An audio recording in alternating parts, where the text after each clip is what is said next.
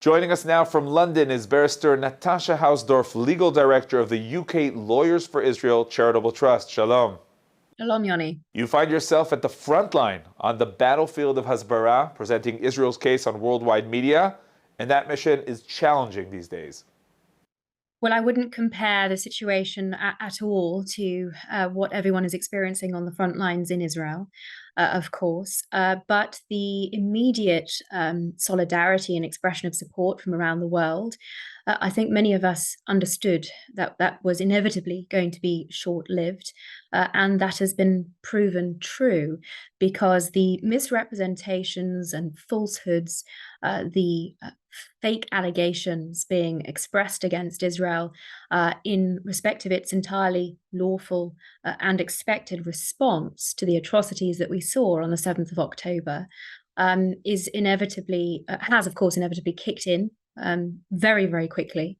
And that propaganda machine is actually in this case, I think more than in previous cases, being propped up by so much of the reporting that we're seeing around the world. Tell me, what was the most fake story that you met? Well, the famous example, of course, is the attack on the Al Ali hospital car park, as it transpired, and the reporting, excuse me, that we were seeing around the world from reputable broadcasters in the immediate aftermath of that attack was simply to repeat the Hamas line that this was an Israeli airstrike, even after there were credible reports from the ground that this in fact occurred in the midst of a rocket barrage from the Gaza Strip onto Israeli civilian communities. Broadcasters refused to change their immediate blame onto Israel. And even subsequently, after the IDF conducted its investigations and confirmed that it was not responsible for that strike, and after it became apparent that this was a Palestinian Islamic Jihad rocket that fell short, as about 30% of them fell short in the previous exchange with Palestinian Islamic Jihad, there are many broadcasters that refuse to accept the investigations of a reputable and democratically accountable army. And instead, we have, which I'm sure your viewers will be very alive to, the suggestion that the word of Hamas and the word of the Israeli Defense Forces have some equal weight. And the most extraordinary thing is that there are members of parliament who still days after this has been cleared up have maintained tweets blaming Israel for this strike. Many of the same members have accused Israel of war crimes, even in the chamber of the House of Commons, as this matter was being discussed. And of course, this goes right to the top, where we've had Secretary General of the United Nations, Antonio Guterres, lending his weight against these, in favor, I should say, of these allegations of war crimes against the Palestinians by Israel. Yeah, not only did he compare, he rationalized the massacre. It is perhaps unbelievable that he is seeking to rationalize the slaughter of Jews, but that has to be seen in the context of the UN's activity over decades vis-a-vis Israel. Its continued stance to ignore not just crimes against Jews and Israeli civilians by Palestinian terrorist organizations, but also by these terror organizations against the Palestinian people themselves. I myself have spoken out at the UN Human Rights Council about the abuses by the Palestinian authorities, both in Gaza and in the Palestinian controlled areas in the West Bank, against their own people. And we have yet to see the UN taking up any credible action on the basis of real human rights abuses. What they prefer to do is to attribute some sort of evil intent to Israel, irrespective of any evidence that might disprove this. And that reminds us, I think, of the worst attributes of the anti-Semitic blood libels of old. They are here in an updated form, unfortunately, and we're seeing them play a hugely significant role in the way that this crisis is being reported.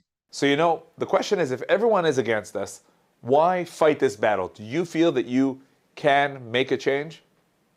Well, I'm not sure about the change at the institutional level of international organizations. I think there's still an enormous amount of work to do there.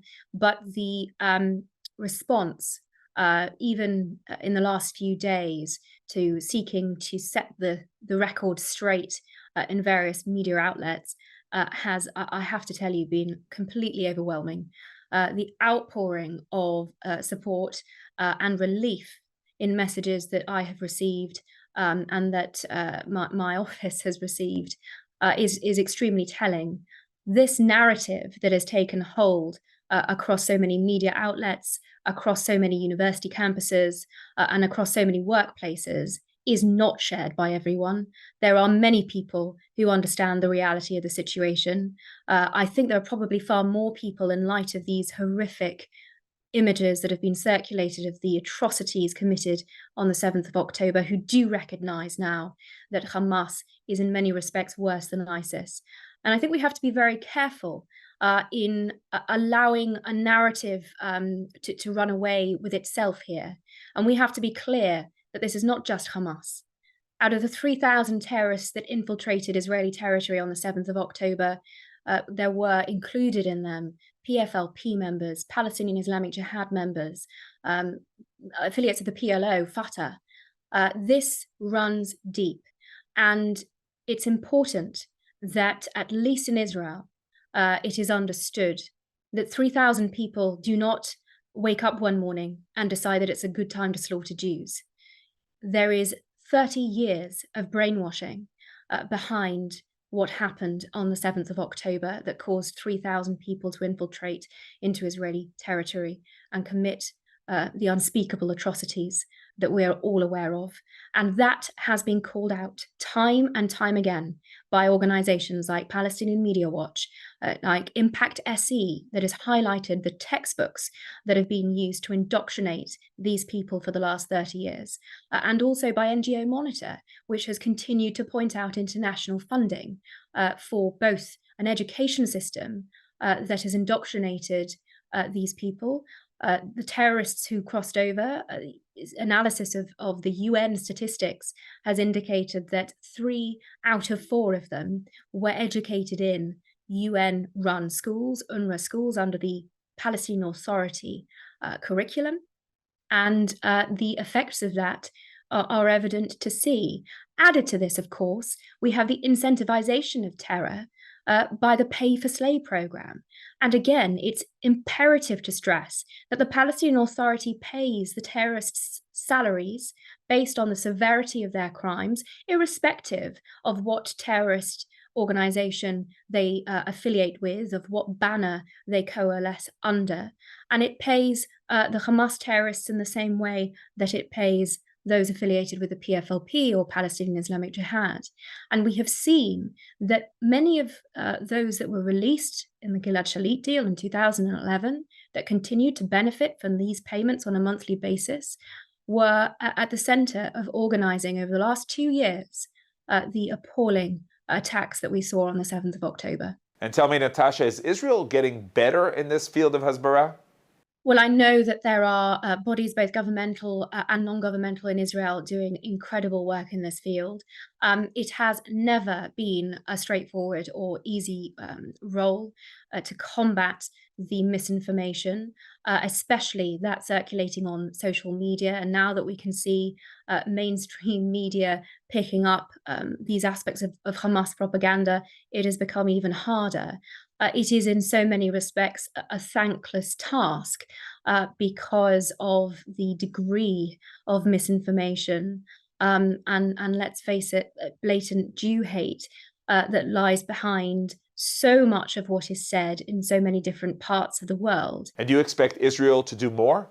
Well, look, at the moment, there's a war on. And as you say, this is a very important part of setting the record straight, not least because it is undoubtedly because of international pressure that Israel has found itself in a position where it has been forced to make security concessions, many of which are undeniably directly responsible for what has happened 2.5 weeks ago. One example of that is the 400,000 entrances from Gaza into Israel between January and August this year, mostly on work permits. Palestinians entering from Gaza to work in communities across the south of Israel, which provided them with the intelligence which was subsequently found, of course, in detailed plans and maps that these terrorists had on their persons that indicated household by household intelligence about families, how many children were in each house, and what they were instructed to do to them.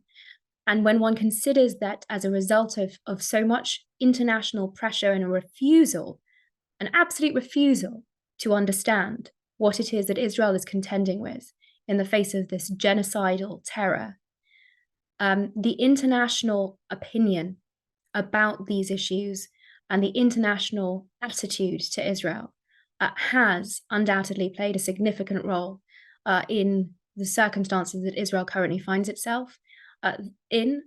Once the battle on the battlefield is complete, once Hamas has been destroyed, once it is no longer able to threaten Israeli civilians with its genocidal aims, there will hopefully be renewed efforts to set the record straight in the international community and ensure that what has happened cannot occur again. We do need states around the world to comply with their own international obligations under the Convention for the Prevention of Genocide to ensure that never again means never again.